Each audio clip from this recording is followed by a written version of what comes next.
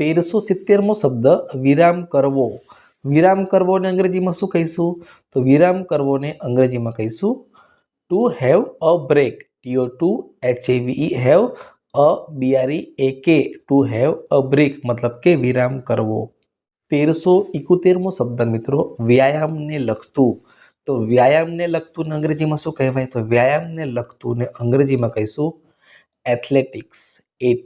ATHLETICS athletics મતલબ વ્યાયામને લગતું. 172મો શબ્દ શક્તિ.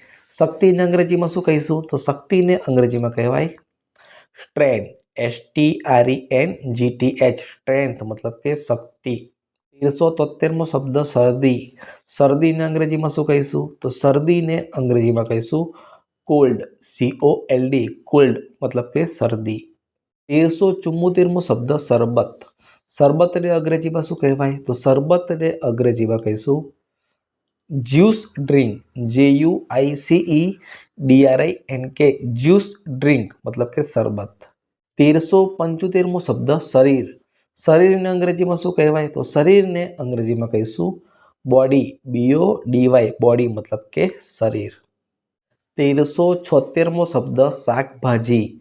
શાકભાજીને અંગ્રેજીમાં શું કહેવાય? તો શાકભાજીને અંગ્રેજીમાં કહીશું વેજીટેબલ્સ. VEGETABLES વેજીટેબલ્સ મતલબ કે શાકભાજી. 1377મો શબ્દ શાકાહારી. શાકાહારીને અંગ્રેજીમાં શું કહીશું? તો શાકાહારીને અંગ્રેજીમાં કહીશું વેજીટેરિયન.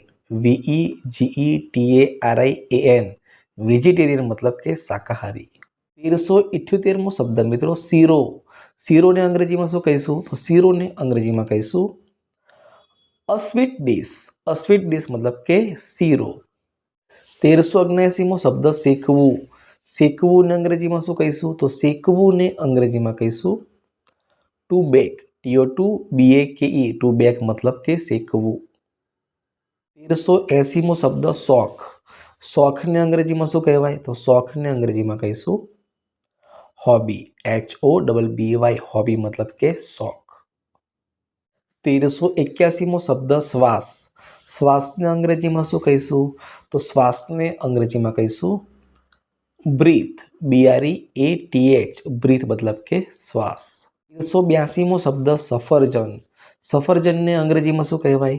તો સફરજનને અંગ્રેજીમાં કહીશું એપલ. APPLE એપલ મતલબ કે સફરજન. 1383મો શબ્દ સભ્ય.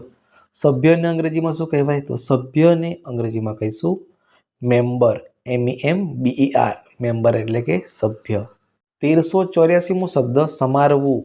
સમારવુંને અંગ્રેજીમાં શું કહીશું? તો સમારવુંને અંગ્રેજીમાં કહીશું to cut. TO2CUT cut. To cut મતલબ કે સમારવું.